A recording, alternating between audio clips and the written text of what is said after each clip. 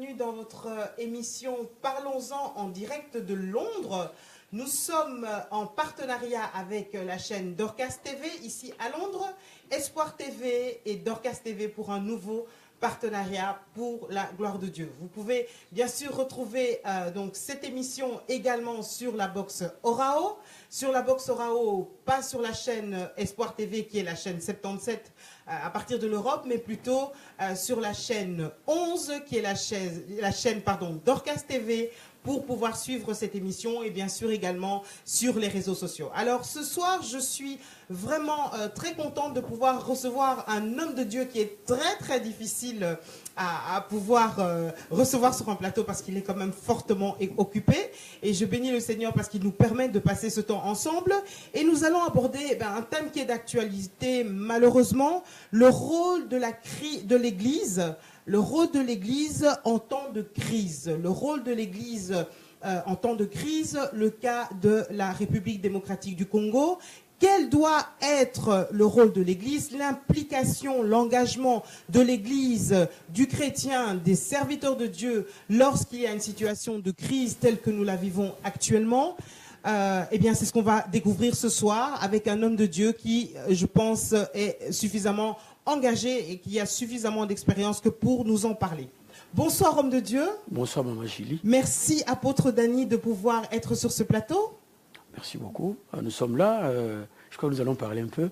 Nous allons parler un peu beaucoup même. En tout cas, c'est vous qui avez le plus parlé que moi. Moi, je vais juste poser question. Alors, la première chose que j'aimerais vous demander, c'est qui est l'apôtre Dany vu par lui-même? Bon, il y a beaucoup de choses à dire, mais quand on vous demande qui vous êtes qui, selon vous? Je suis je suis quelqu'un qui se donne beaucoup pour faire les actions du Congo. Et voilà. Un simple monsieur. Un simple monsieur, mais qui quand même a l'expérience. Alors, on va essayer de revoir un peu justement votre parcours pour commencer. La première question que j'ai envie de vous poser personnellement, c'est est-ce qu'on peut considérer que vous êtes un activiste congolais? Est-ce que vous vous considérez comme un activiste congolais? Oui, je suis activiste, ça fait longtemps. Depuis 1978 qu'on a commencé à parler du Congo. Et puis même quand je suis arrivé ici, je suis ambassadeur de la paix. Je suis membre de la Amnesty International. Je suis membre. Je suis communauté ambassadeur pour le truc des enfants. Donc je suis activiste. Donc je le fais vraiment sincèrement. Et c'est un appel que nous avons reçu et finalement, ça s'est concrétisé par les actes que nous posons ici, tout ce que nous faisons ici. Donc voilà. Mais avant de vous répondre, à en profondeur, je m'aimerais dire aux chers combattants, mes condoléances Nabilonion Sbatboro Dabiso ce soir. Vraiment pour Alikama Oezui, notre frère Albert Mukendi qui nous a quittés. Vraiment, nous pensons sincèrement, nous partageons les douleurs avec vous. Vraiment, Albert Mukendi, Azaki Ndeko Ngana Yebaki, tant tout ça qui sitting yaba chrétien, yaba Tanzambé organisé par l'Action EMI à l'époque. Je crois qu'il y a une photo awa. Il y a notre frère Mukendi Mutuna Tindaki n'a pas tel l'abisso pour nous vraiment permission à la police pour ça la sitting. Et Zaki City Moko réussit qui à 100% parce que jusque la police a tika biso toyana groupe électrogène toyana biloko musique tout ça la makelele or que ça les maraté. Donc vraiment en son honneur donc dans un kanisa vraiment pas si penza mezambe aller ni sabiso nyonso to batoyebié wazaki combattant moko farouche ngana zaki komona ye. Ceux qui marchent dans la Belgique, il est là. Quand on doit marcher sur Paris, il est à Paris. Aux États-Unis, il va se déplacer pour aller aux États-Unis. Vraiment, ça, c'est un vrai combattant vraiment qui nous a quittés. Donc, nous sentons qu'il y a un trou maintenant qui s'est créé au travers de nous. Vraiment, mes sincères condoléances, les plus attristées. Oui, tout à fait. Et les condoléances également à la famille du défunt. Comment vous sentez après cette nouvelle, justement? J'allais vous poser la question. Qu'est-ce que vous pouvez dire? Comment vous sentez-vous personnellement par rapport à cette nouvelle de ce décès? disons, le jour où Mukendi est tombé, le jour où on a annoncé la nouvelle le matin, la nuit là, je faisais le live où je parlais sur l'oppression qui arrive quand il y a beaucoup de problèmes. Beaucoup de gens vraiment tombent sous l'oppression. J'ai donné l'exemple d'Élie, après avoir coupé les têtes de faux prophètes. Quand il a entendu qu'on l'a poursuivi, il est allé au désert en demandant la mort. Il dit, Dieu, je vais mourir, je vais mourir. C'était ça l'oppression. Alors j'ai dû faire le live pour que nous puissions prier, parce qu'il y a beaucoup de gens qui sont touchés quand ils regardent maintenant les Facebook où on a tué beaucoup de Congolais, il y a beaucoup de morts, tout ça, ça touche. Alors quand on a annoncé la nouvelle de notre frère Mukendi, j'étais vraiment touché vraiment du fond de moi. Je me disais, mais pourquoi il est parti tôt? Nous ne sommes pas entrés dans la terre promise Congo. Oui. Il devait être là. C'était ça l'image que j'ai dans ma tête, dans mon cœur. Donc je pense toujours à lui. Ok. On va y revenir peut-être au courant de l'émission. Alors, vous êtes un activiste, vous êtes engagé depuis de nombreuses années. On va essayer de revoir justement quand tout ça a commencé et comment ça a commencé. C'est une longue histoire, ça date des années 70, comme on dit ici, enfin on est en Angleterre, mais comme on dit en France et en Belgique, on dit 70. Alors, expliquez-nous comment les choses ont commencé, mais vraiment brièvement, s'il vous plaît. Les choses ont commencé en Binza. Nous sommes appelés du nom des 4 messagers de Binza.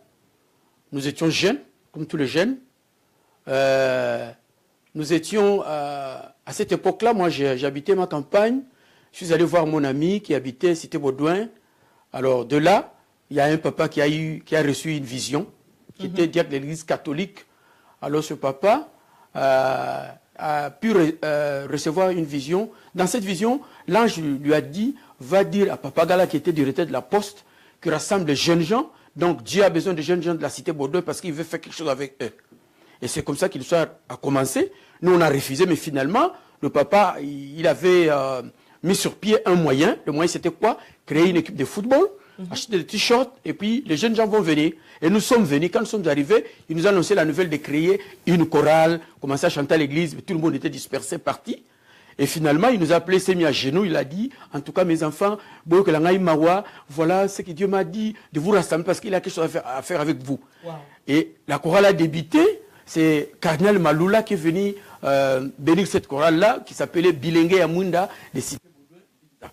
Et c'est comme ça que nous avons commencé à chanter dans cette chorale. De là, un jour, pendant que nous étions en retraite, il y a un frère qui est venu, qui s'appelait Pierre, qui était notre dirigeant de la chorale, qui habitait zone de Kinshasa, qui est venu nous dire, voilà, le Seigneur m'a dit, quand je revenais du travail, il travaillait à Limité. Alors il a dit, quand je suis revenu du travail, je me reposais, je suis tombé à l'extase. En tombant à l'extase, je vis l'ange habillé tout en blanc, qui m'a dit, va Mbinza à parler à Daniel, moi, Adolphe, Albert et puis Pierre, va leur dire que moi j'ai entendu leur prière, qu'ils prient, wow. J'ai quelque chose à leur dire. Donc c'était un double appel à ce moment-là, il faut le dire. Ouais. Donc en 78, l'appel a été double. Il a été donc pour l'engagement par rapport au Congo, mais également par rapport à votre vie chrétienne. Parce que c'est à ce moment-là que vous avez commencé aussi. Oui. Alors de là, maintenant, nous on a commencé à rigoler. On dit, mais tu es fou? Il dit, non, je vous dis la vérité que le Seigneur m'a dit qu'il a quelque chose avec vous. Toute la nuit, ce jour-là, parce que demain matin, on devait recevoir le cardinal Malula qui devait venir à Mbinza pour bénir cette chorale-là qui s'appelait Bilengue Amunda. Alors toute la nuit, on n'a pas dormi, on faisait que rigoler, sauter. On a dit, mais ce monsieur, il est fou. Et finalement, pendant qu'on parlait avec lui, moi je lui ai dit, Pierre, ce Dieu-là, il est bleu, rouge, il est comment? Alors, il y a Albert qui dit, moi je m'appelle Hakim, Grégory Peklebara. Donc tu ne joues pas avec moi, ne badine pas avec moi. Alors, Adolphe a dit non, il nous a appelé à côté, il a dit non, qu'on accepte, comme ça il va nous laisser en paix, hein, il va partir. Nous sommes revenus, on a dit oui, il y a Pierre, Toyo qui m'a ramené, on a accepté quand même. Oui. Et puis il est parti. Okay. Et toute la nuit, nous sommes restés comme ça, et puis le matin, après la messe des cardinal Malula, le mardi, nous sommes allés maintenant à la chorale, nous sommes allés voir maintenant le Papa Gala qui était directeur et fondateur de la chorale, pour lui dire ce message-là. Et c'est comme ça que les choses ont commencé à bouger. Alors, la situation du Congo, si on doit dépeindre un peu le tableau, la situation dans laquelle on est actuellement, qu'est-ce qu'on peut dire? C'est quoi le problème du Congo? Nous avons devant nous le problématique du Congo. Cela veut dire le Congo a un problème multiforme, comme on peut le dire. Cela veut dire qu'il y a une crise politique, une crise morale, il y a la crise spirituelle au Congo. Et tout ça, maintenant, ça crée maintenant quelque chose que nous ne savons pas, les gens ne savent pas où fouler les pieds, ils ne savent pas, et ça fait que vers les années 78, le Seigneur nous avait dit ça. Parce que quand nous avons reçu l'appel du Seigneur, dans cet appel-là, le Seigneur nous a dit d'avertir le peuple congolais. Et la première personne que vous avez reçue à cette époque-là, c'était le cardinal Malula, qui travaillait vers Stade du Vémé. Nous sommes allés lui dire ce message. Dans ce message, le Seigneur nous a dit ceci, que de dire au peuple congolais de lui revenir. Cela veut dire de changer. Parce qu'il a vu que le mariage n'est pas respecté. Il y a manque de respect des jeunes envers les vieillards. Il y a aussi les divisions qui sont dans les églises. Il a dit, le Seigneur nous a dit aussi que de dire au peuple congolais de ne pas commettre des divisions parce qu'il voit que chacun est en train de régler le travail de Dieu comme il lui semble bon. Cela veut dire qu'il doit régler aujourd'hui, il fait ce qui lui semble bon. Donc il nous a donné un message comme ça et puis il nous a parlé aussi que il voulait bénir, il a béni le Congo. Oui. Il va faire des choses étranges au Congo. Oui. Le Congo, c'est une terre bénie. Et puis du Congo, il y aura un réveil qui va quitter du Congo pour aller préparer l'épouse avant l'enlèvement du Seigneur. Et il nous a dit aussi que dans le sous-sol du Congo, il a mis beaucoup de matières premières qui n'ont même pas de nom. Ça va venir. En même temps, aussi, il nous dit aussi que avant toutes ces choses-là, au Congo, il y aura un temps difficile que vous allez passer. Parce que si le peuple pouvait accepter de se repentir, parce qu'avec ce message-là, nous sommes allés presque partout. Nous avons commencé Bandundu, Kwango, Kenge, Kikwiti, Idjofa, jusqu'à ISP Kikwiti, où nous étions poursuivis la nuit, à cette époque-là, parce que la sécurité de Mbutu, avec les... Je ne vais pas citer. Il y a d'autres choses que si je le dis, ça scandalise les gens. Nous avons fui jusqu'à Chikapa, Kananga, et puis nous sommes rentrés, nous sommes allés à Kisangani, donner ce message encore. Le Seigneur a dit, il a besoin du peuple congolais, il va faire de grandes choses avec le peuple congolais, il a béni le peuple congolais, mais avant ces choses-là, si le Congolais ne se repentait pas, ils auront des problèmes. Cela veut dire des difficultés telles que le manquement des choses à manger que nous avons maintenant. Toutes les difficultés, par exemple, il y a guerre, il y aura famine, il y aura beaucoup de choses qui vont s'abattre sur le Congo. Il y aura bouleversement spirituel et bouleversement politique. Cela veut dire. Pourquoi le Congo est aussi important, selon vous? Pourquoi Dieu a tellement à cœur le Congo et pourquoi il est aussi maltraité, aussi malmené? Vous voyez ici, devant nous avons ce bouquin. C'est écrit la destinée prophétique pour la RDC Congo. Ça, c'est le message que nous avons reçu. Et Dieu a fait son choix. C'est à lui. C'est Dieu qui a fait son choix. C'est Dieu qui a voulu faire le choix sur le Congo. Et en même temps aussi, quand tu vois un peu l'histoire d'Israël, tu verras que Dieu a aimé Israël. Ça, c'est vrai. Comme Dieu a mis ses yeux sur le Congo, a placé son cœur sur le Congo, quand tu regardes un peu toutes les visions, toutes les prophéties qui ont été dites depuis l'époque avant nous. Exemple, Frantz Fanon a dit, il n'est pas prophète, c'est un philosophe qui a dit l'Afrique a la forme d'un revolver dont la cachette est placée au Congo. Ça, c'est un philosophe qui raisonne, qui dit ça. Après cela, il y a en 81, les Juifs sont venus de Jérusalem pour témoigner, en 81, pour témoigner le choix du Congo. Quand ils sont venus à Tchouapa, nous étions là. Tchouapa, c'est l'église des Pentecôtes Nzamemalam. Nous étions appelés à donner le message du Congo. Nous étions là avec mes trois frères. En ce jour-là, on a remarqué une dame avec deux messieurs qui sont venus donner le message là, prophétique sur le Congo. Et puis à la fin, ils ont dit, est-ce que Dieu ne vous a pas donné ces messages? La porte de cette église a dit, devant vous, il y a des jeunes gens qui sont là, les 4 messagers, ils ont reçu ces messages. Alors, ça c'est le choix de Dieu. On ne sait pas dire pourquoi Dieu a choisi le Congo. C'est lui qui a voulu. Donc, le Congo, c'est l'instrument de Dieu. Donc, le Congo a une mission à double portée. Il y a une mission purement spirituelle de préparer l'épouse pour l'enlèvement. Et cette mission va se déclencher à partir du Congo. Et quand tu regardes dans le Facebook, là-dedans, il y a un monsieur qui s'appelle Sadou Sundar. Sadou Sundar, je ne sais pas si j'ai les papiers ici, c'est un Indien, un serviteur de Dieu, qui a lancé l'image. Il a vu le lion qui marche sur l'Afrique, sur l'Afrique centrale, et qui se repose sur le Congo. Tandis que dans notre message, c'est écrit. Le Seigneur nous avait dit que j'ai tourné Philippines, d'autres pays. Oui. Je suis venu me reposer au Congo. Mes pieds sont au Congo. Malgré toutes les souffrances qu'on a de peine au Congo, malgré tout ce qu'on a dit, malgré tous les dessins là qu'on a mis sur le Congo, mais Congo va se réveiller. Et nous attendons à un miracle de l'histoire. Donc il faut garder l'espoir. Rien n'est fini, rien n'est joué. Il faut garder de l'espoir. Rien n'est fini, rien n'est joué. Parce que le Seigneur avait déjà dit qu'il y aura bouleversement politique et spirituel au Congo. C'est quoi ça, bouleversement spirituel? C'est écrit dans le livre. Lorsque l'église du Congo va tomber, c'est déjà là dedans, nous l'avons dit depuis longtemps. Va tomber, cela veut dire il y a l'église qui a décliné maintenant, c'est que Dieu lui a donné comme mission de jouer son rôle. L'église du Congo n'a pas joué son rôle. On va y revenir parce que c'est un peu le thème de notre émission. Donc pour vous qui venez de nous rejoindre, vous êtes bien donc sur l'émission en direct Espoir TV en collaboration avec Dorcas TV. Nous avons le plaisir de recevoir l'apôtre Daniel Musumbu et le thème que nous abordons aujourd'hui, c'est quel est le rôle de l'église en temps de crise, le cas du Congo. C'est un thème que vous avez déjà abordé, d'ailleurs abordé il y a des années. Donc c'est un thème qui revient et qui est toujours d'actualité. Vous voyez nos numéros de téléphone s'afficher. Bien sûr, n'hésitez pas à nous envoyer des textos, à poser vos questions, à réagir sur les réseaux sociaux, Facebook, et à nous poser des questions si vous désirez ou à donner vos remarques. Cette émission, on l'a fait ensemble, bien sûr, étant donné qu'elle est en direct. Alors, vous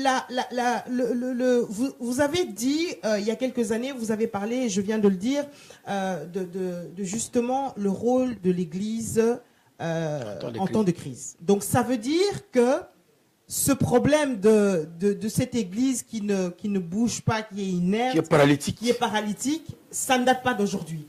À partir de quand vous avez constaté justement que l'Église ne jouait pas son rôle et que vous avez commencé à aborder ce sujet-là? Personnellement, c'est depuis longtemps. Parce que si le peuple congolais pouvait comprendre, pouvait discerner le temps où Dieu avait commencé déjà à visiter le Congo pour dire « faites attention ».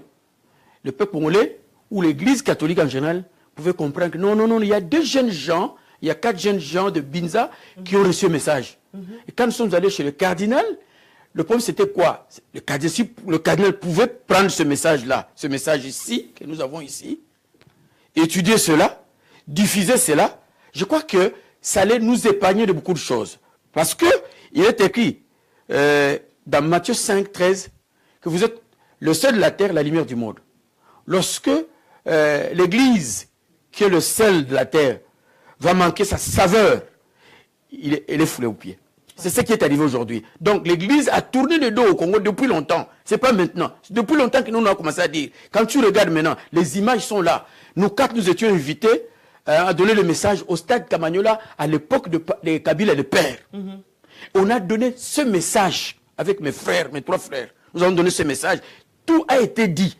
Et les images sont là. On peut, si tu as le temps, la fois prochaine, tu peux projeter même ça. Vous trouverez qu'on avait déjà dit. Mais est-ce que le peuple congolais avait écouté, avait saisi les messages? Aujourd'hui, ils disent, il y a des gens qui accusent Dieu. On ne peut pas accuser Dieu. Dieu avait déjà prévu cela depuis longtemps. Et les hommes de Dieu, de cette époque-là, qui étaient les chefs des églises, ils nous ont vus. Mais qu'est-ce qu'ils avaient fait? Rien. Et aujourd'hui, c'est le peuple qui souffre. Parce que l'église n'a rien fait. Alors, ma première question par rapport à ça, c'est, est-ce qu'un enfant de Dieu, justement, un serviteur de Dieu, peut-il être engagé d'un point de vue politique? Et s'il est engagé d'un point de vue politique, est-ce que son engagement en tant que serviteur de Dieu doit être totalement dissocié? Ou bien est-ce que les deux peuvent être ensemble? Les deux peuvent être ensemble si du moins il a reçu un message de la part de Dieu qui lui a dit « va, fais ça ». Parce que le mal en est que quand nous voulons faire des choses de la politique sans Dieu, sans une recommandation de Dieu, on risque de commencer à tâtonner. Je vous donne l'exemple. Il y a Moïse.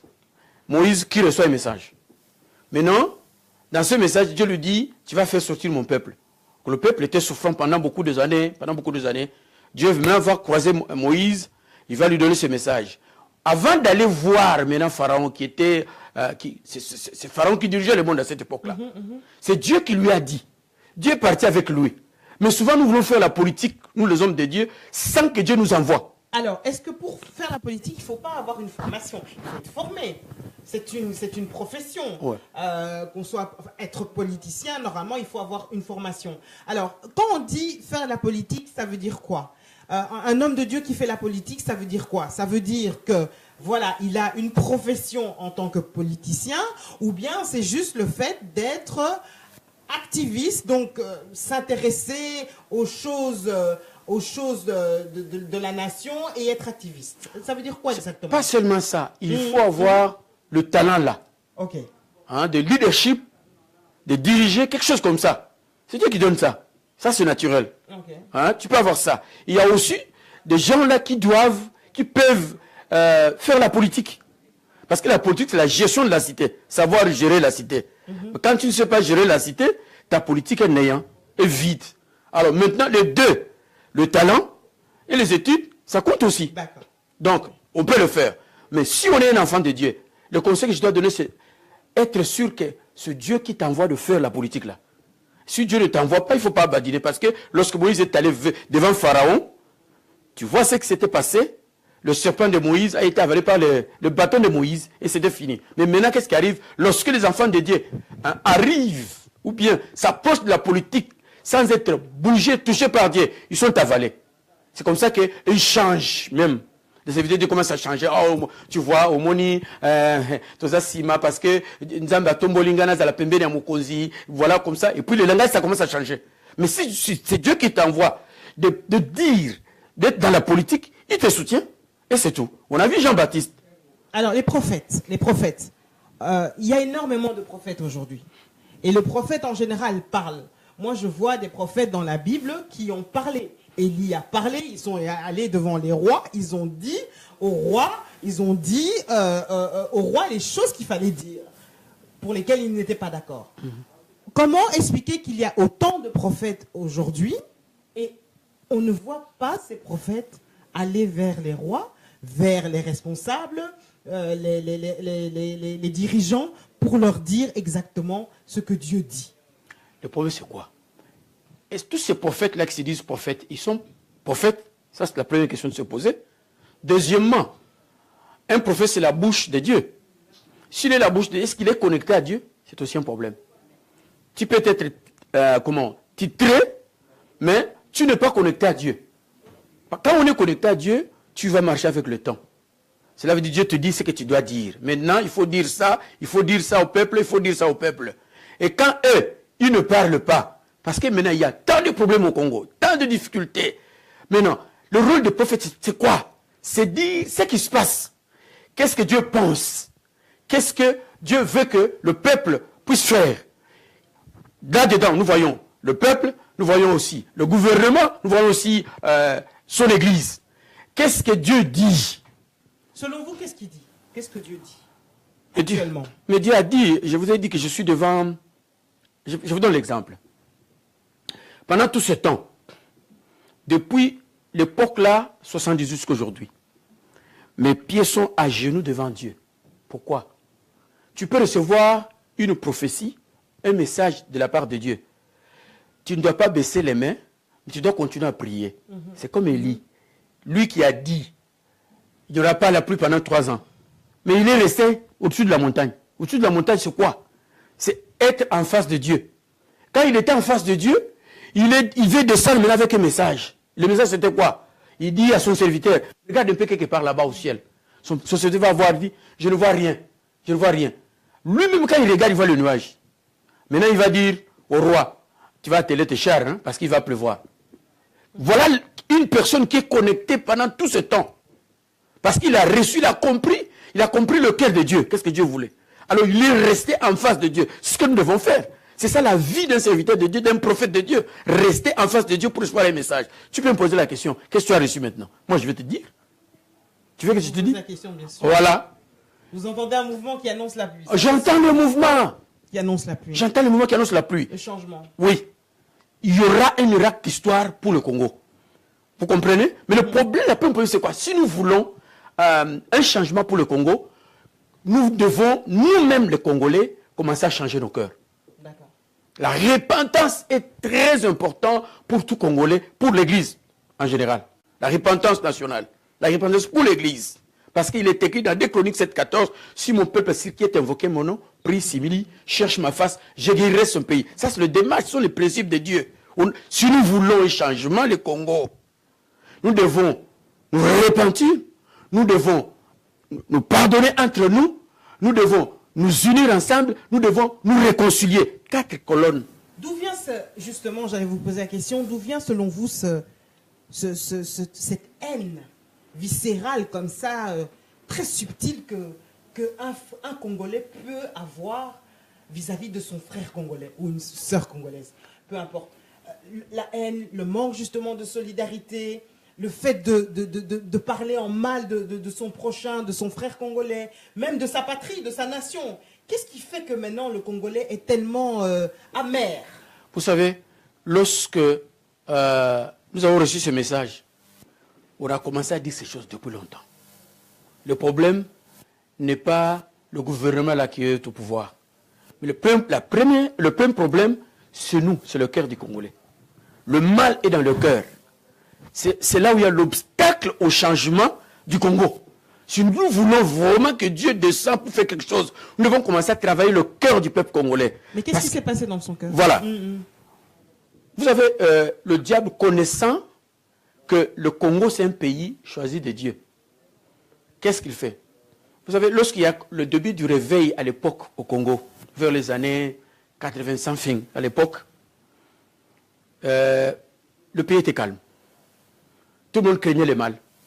À Kinshasa, à cette époque-là, jusqu'au 90, il y a du calme, c'est tout le monde qui aimait, on prie ensemble, il y a l'unité, tout ça, des choses comme ça. Maintenant, comme le diable sait que ça, c'est un pays choisi de Dieu. C'est un pays qui a une mission. Maintenant, les gens qui ont... Parce que ce sont le roi et le président qui influencent le peuple souvent, dans le mal. Quand tu regardes maintenant la vie, tu verras que c'est le roi Akab, avec sa femme, qui a influencé le mal à cette époque-là avec les faux prophètes. Donc, les gens qui sont venus à côté du roi ou du président, ils ont commencé maintenant à mentir, à faire n'importe quoi. Et aussi, le gouvernement qui doit s'enfoncer dans le mal, qui s'enfonce dans le mal. Alors qu'il doit servir. Au lieu de servir, de gérer maintenant le Congo, en bon père de famille, et ils ont commencé à faire n'importe quoi. Donc ils ont fait n'importe quoi, ils ont introduit l'occultisme au Congo, ils ont introduit n'importe quoi, il y a des églises bizarres là-bas, il y a n'importe quelle église qui fait ce qu'il veut au Congo. Donc on n'a pas le temps de regarder. Ça, ce sont des... c'est quoi? Je peux dire, ce sont de... C'est la façon dont les gouvernements qui veulent s'accaparer du pouvoir éternellement utilisent de fausses églises. Il y a une église qui est sortie là-bas où on prend de la boisson. On dit que la boisson guérit. Mais quand on pose la question à cette église-là, mais comment vous avez commencé? Ils vont te dire non. Puisque vous avez mon candidat, l'État ça. Même des fausses églises, il y en a plein au Congo. On ne regarde pas, il n'y a pas de discipline. Mais c'est quoi ça? Pour le garder le peuple amorphe, le peuple inconscient, le peuple finalement dans un état où il ne sait pas agir en fait, c'est ça? Il y a aussi d'autres choses. Au-dessus des églises, parce que l'église a un rôle à jouer dans une nation en crise. Quand l'église ne joue pas son rôle c'est quoi? C'est le rôle d'un père qui regarde son peuple, qui regarde ses enfants, qui gère les enfants. Mais l'église du Congo n'a pas pu faire cela. Au lieu de regarder le peuple qui souffre, ils ont cherché à être riches. Quand tu n'as pas une voiture, quand tu n'as pas une maison, tu n'as pas l'onction, tu n'es pas béni de Dieu. Tu comprends? Mais ils se sont détournés de la mission de l'église. Exactement. Ils ont fait autre chose. Et le mal, quand il a pénétré le Congo maintenant, ils n'ont pas pris le temps de discerner cela. On a justement, il y a une partie de l'opinion publique qui est justement en colère par rapport à l'église du Réveil. Parce qu'ils estiment, elle est blâmée, parce qu'ils estiment qu'elle ne s'est pas levée comme elle le devrait. vous êtes pasteur et même apôtre d'un grand ministère qui est le ministère des messagers qui existe un peu partout dans le monde. Qu'est-ce que vous répondez à cela par rapport à ce blâme, cette condamnation? Mais ça c'est une blâme. Ça, c'est une blâme. Ça, c'est vraiment pourquoi? Parce que l'Église est l'organisme le plus important, le plus influent pour le bien de chaque société. Quand l'Église ne joue pas son rôle automatiquement, c'est fini pour lui. Il doit être blâmé, foulé aux pieds. C'est ce que dit la Bible dans Matthieu 5, 13. Il doit être foulé aux pieds. Foulé aux pieds, c'est quoi? C'est ce que nous vivons maintenant. On dit n'importe quoi sur l'Église. Pourquoi? Parce que dans l'Église, aujourd'hui, c'est difficile de détecter le faux et le vrai. Tandis que la Bible nous dit ceci que on reconnaît leur part son fruit. Maintenant, pour reconnaître maintenant le fruit des vrais serviteurs de Dieu, il faut avoir de la connaissance de la Bible. Est-ce que les gens ont la connaissance de la Bible? Non. Les gens, quand ils partent à l'église, ils ne veulent pas être enseignés, mais ils veulent être prêchés. Or, prêcher et enseigner, ce sont deux choses différentes. Donc, prêcher, c'est proclamer. Enseigner, c'est expliquer. Alors, les gens ne veulent pas être expliqués. Ils veulent être qu'on proclame. Oh, yoko zalabo, yoko zalabo. Alors, les gens ne sont pas mis pour discerner ces choses-là. Parce que s'ils étaient mis, il allait dire aux faux pasteurs. Aux autres qui n'habitent pas. Les choses là. Où tu nous amènes où? Mais maintenant, ils sont là. Oh, alléluia. C'est comme ça. On va aller. Maintenant, le peuple qui est à l'extérieur, lui n'a pas le temps de dissocier le vrai et le faux. Non, il n'est pas là. Quand maintenant, l'église est tombée en moule, tel que ce qui se passe maintenant, au lieu de se mettre debout, parce que c'est la mission de l'église, de se mettre debout, parce que quand tu prends la Bible en général, le Nouveau Testament, les paroles de Jésus est résumé par les théologiens en 6 points. Jésus est allé chez les femmes prostituées pour leur parler. Jésus a donné de quoi à manger. Jésus a parlé pour les enfants. Jésus a parlé sur la politique. À cette époque, c'était Anne qui était au-dessus, qui était au-dessus. Jésus a parlé. Tu verras que Jésus était proche du peuple. Il a donné à manger autant Parce que finalement, la politique, c'est ça.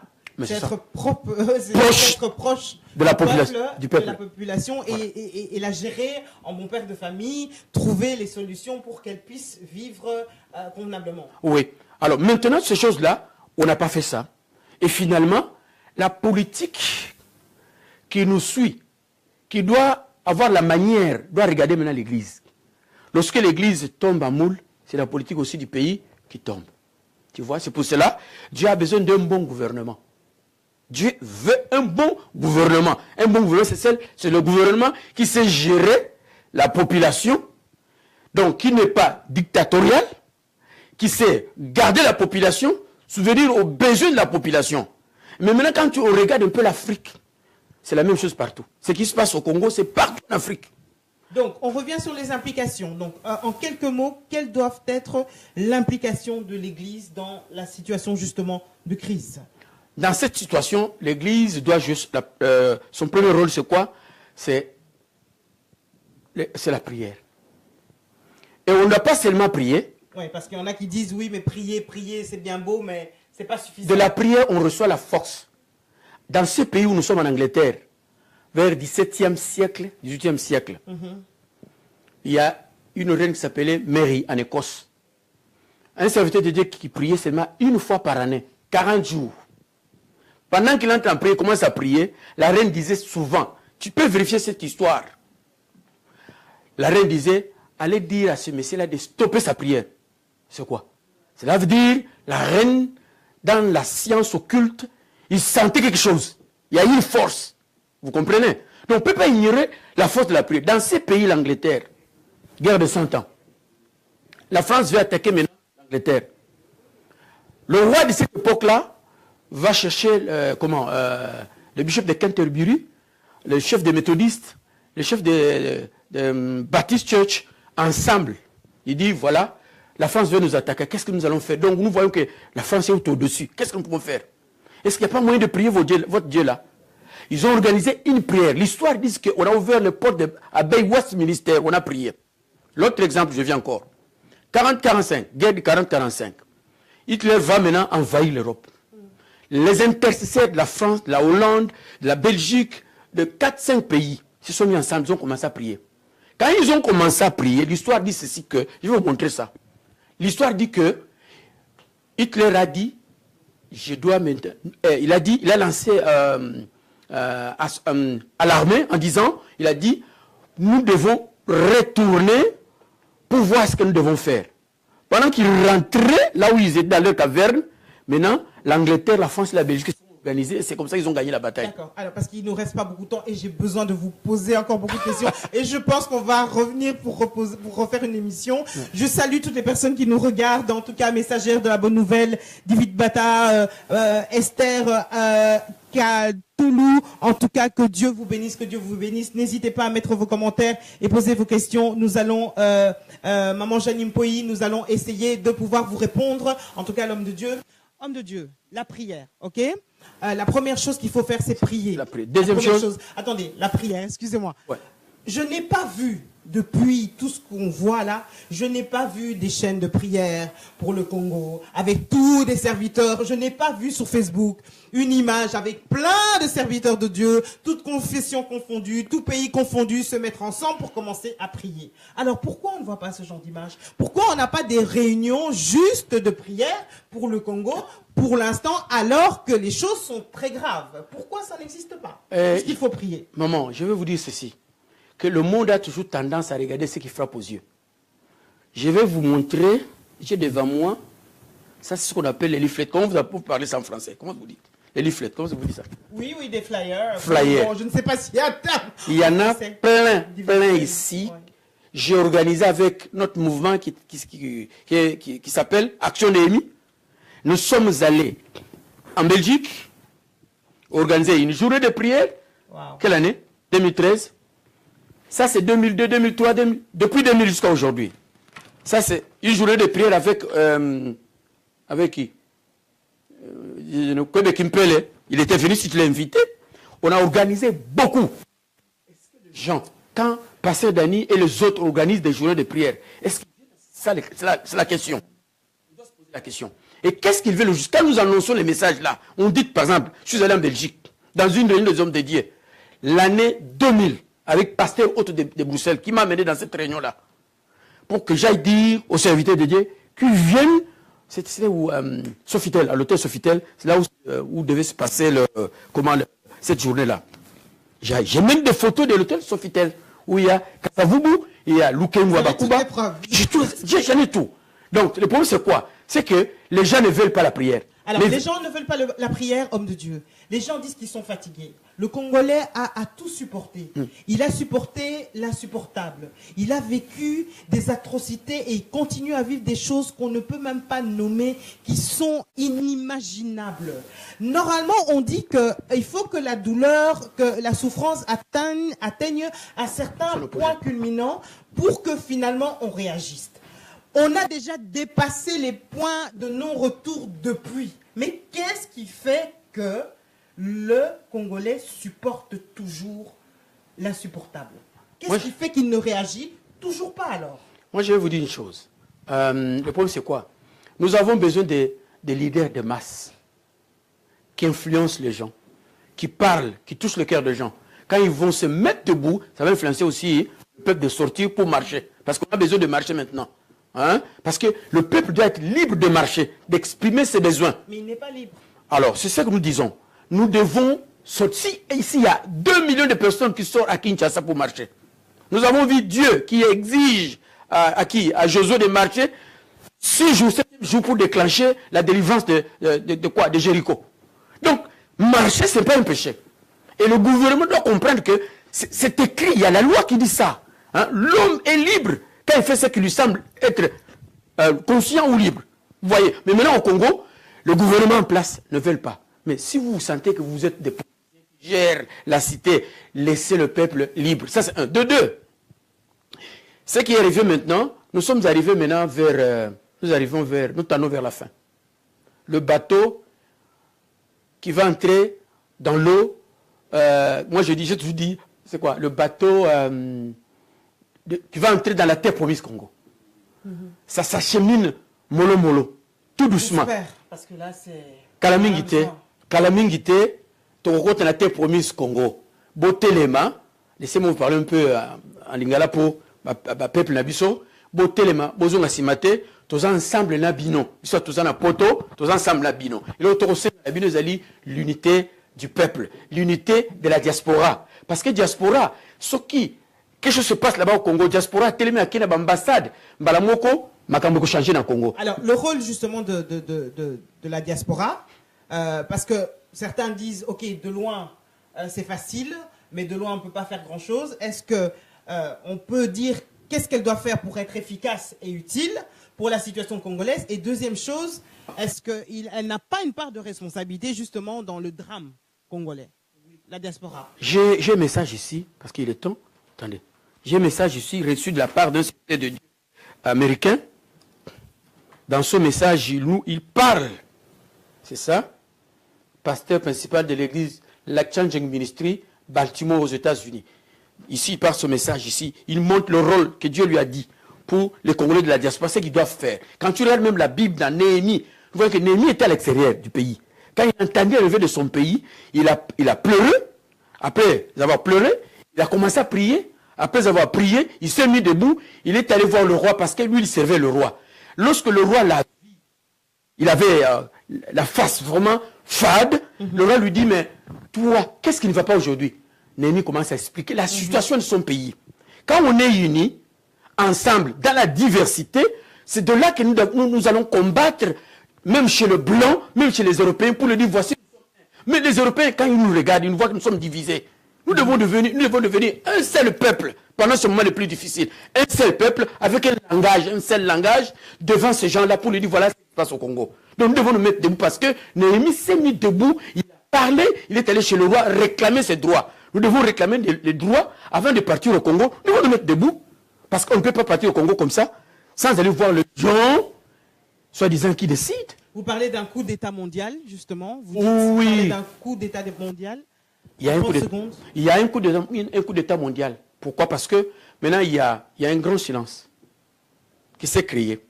Tu regardes dans le monde entier, on a tué des gens, même dans l'église, qui avaient de Bible, qui avaient du chapelet, qui disaient absolument, qui criaient Maman Marie, qui criaient Oh mon Dieu, toutes ces choses comme ça. On a lancé des balles réelles sur ces gens-là. Qu'est-ce que l'ONU a fait? Qu'est-ce que les grands comités internationaux qui parlent de la sécurité du monde ont fait? Moi, j'ai toujours dit que c'est un coup d'État mondial. Quand il y a un coup d'État mondial comme ça, il faut que le peuple soit uni. Parce que c'est tout le monde qui est devenu contre nous. Nous devons être unis, parler un seul langage. Quand tu regardes dans Genèse, tu verras que lorsque le peuple a commencé à bâtir le tour de Babel, Dieu a vu, ils parlent le même langage. Ils sont unis. Voilà, ils arrivent tout proche de nous. Qu'est-ce que nous devons faire maintenant? Dieu a soufflé, ils se sont dispersés. Donc l'unité, c'est la force. C'est que nous devons faire maintenant, pendant que... mouvement de masse. Voilà. Le mouvement de masse qui se crée, doit se créer tout autour de l'unité, de diversité, doit se créer tout autour d'un bon leadership qui a une vision du temps. Parce que tu peux être un leader, mais tu n'as pas une vision du temps. Tu n'as pas un mot qui peut influencer les gens. Les gens doivent sortir pour leur dire quoi? Qu'est-ce qui va influencer? Il y a une onction spéciale qui est déposée sur toi, qui va influencer le peuple dans la souffrance. Parce qu'on a vu Moïse, qui avait l'onction d'amener tout un peuple, parce que le peuple aime le statu quo. Lorsque Moïse a reçu cette onction-là, lui, il a ramené le peuple dans le désert. Après Moïse, on a vu Josué la même chose aussi. Mais quand toi, tu te mets devant les gens, qu'est-ce que tu as qui peut influencer le peuple? C'est aussi une question. Wow. Voilà. On va résumer tout ça pour la conclusion, le mot de la fin. L'Église, comment doit-elle, quel est son rôle en temps de crise? J'aimerais que vous reveniez en quelques minutes, mais vraiment que vous preniez le temps, vraiment en quelques 3-4 minutes pour la conclusion, homme de Dieu. Ouais. Parlez à un peuple qui est là, qui est fatigué, qui est découragé, qui est endeuillé, qui est attristé, qui n'a plus confiance en lui, que ça soit en dehors ou à l'intérieur de la République démocratique du Congo. Qu'est-ce que vous pourriez dire en conclusion, un message d'espoir, s'il vous plaît, pour le peuple congolais? Ça, je vais lire. L'Église est un organisme le plus important, le plus influent pour le bien de la société. Donc, mettons ça en tête. Mais, beaucoup de gens s'en sont détournés. Donc, pour eux, l'Église est devenue un ligablo, comme on le dit. C'est ainsi que l'Église a perdu sa puissance. Mais nous vous conseillons qu'à partir d'aujourd'hui, laissez Dieu diriger vos églises. Laissez Dieu nous diriger. on va arriver à une solution avec Dieu. Mais si nous voulons diriger Dieu, là, à ce moment-là, nous pénalisons maintenant le peuple de Dieu. Laissons le Saint-Esprit, laissons Dieu nous amener là où il veut. Et puis, la chose la plus importante, c'est quoi? Lorsque l'Église remplit la fonction de celle de la terre, lorsque l'Église, parce que l'Église détient la promesse. Quelle est cette promesse? Dès Chroniques 7,14, comme je disais, si le peuple qui est invoqué mon nom prie, si Mili cherche ma face, j'ai guéri son pays. Donc nous devons faire cela. Nous devons nous humilier. Nous devons chercher la face de Dieu. Nous devons chercher vraiment du fond de nous la présence de la gloire de Dieu au milieu de nous pour que Dieu se manifeste au Congo, qu'il fasse quelque chose. Parce que c'est Dieu qui a dit ça. Et puis, l'Église a des armes de combat pour le monde spirituel. Les armes que l'Église possède, le monde n'en a pas. L'Église, il a des chars de combat, il a des avions de guerre, mais l'Église a les armes les plus solides. Donc, que l'Église ait vraiment ait à exercer ses valeurs, aille de l'avant, exerce efficacement son autorité dans le monde. C'est ça la volonté de Dieu. Par plusieurs moyens, la prière efficace. Le témoignage de l'Église doit changer aussi. La bonne prédication. Il y a aussi des prédications du temps. Lorsque le peuple est malade, lorsque le peuple a beaucoup de problèmes, tu dois savoir nourrir le peuple. Quelle est la prédication qu'il faut pour le moment, pour le peuple congolais? Maintenant, il faut que ça peuple congolais pour parce que tu prêches un peuple qui est dans l'église,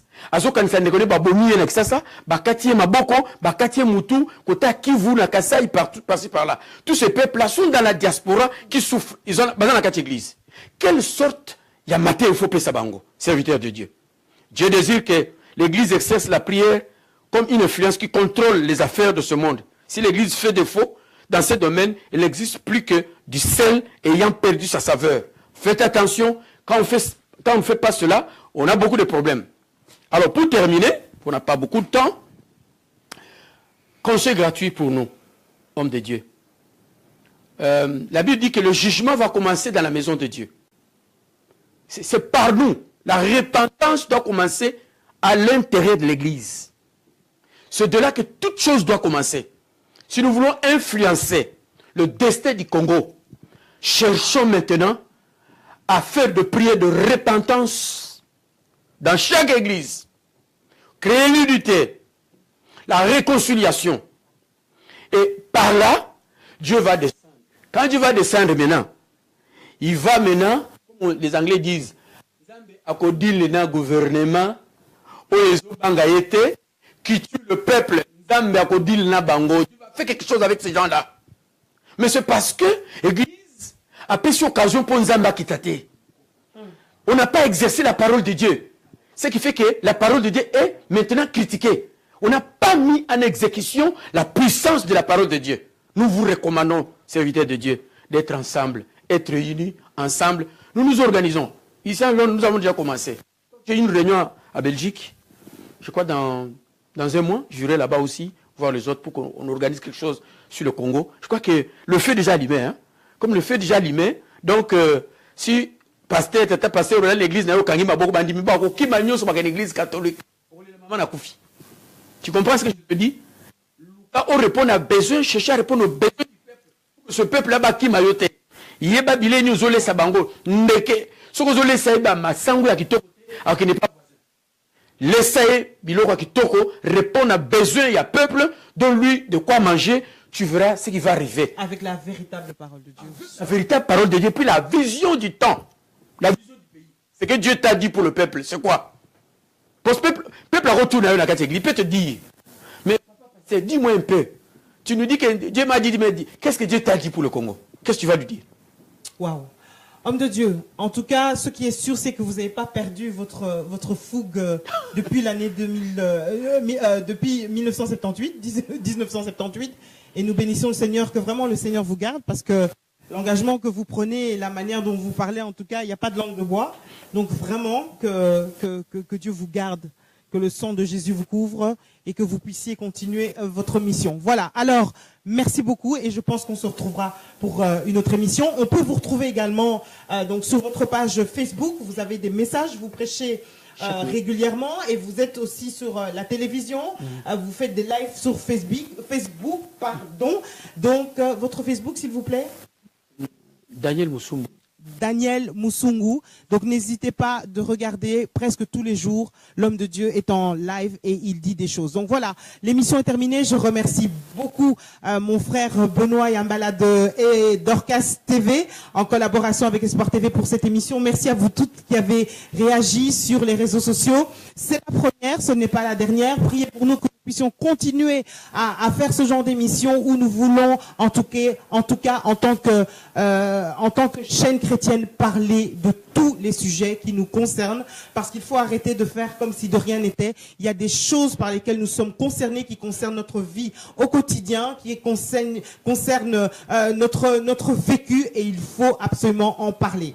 Donc, je vous retrouve très très bientôt. Merci en tout cas à mes frères à la technique de Dorcas TV. On se retrouve dans un mois pour une prochaine émission en direct sur Dorcas TV. Excusez-moi, c'est le stress. Merci de nous avoir suivis et à très bientôt. Que Dieu vous bénisse et qu'il reste notre priorité. Vous voyez les coordonnées s'afficher, donc n'hésitez pas à nous appeler. Bye bye.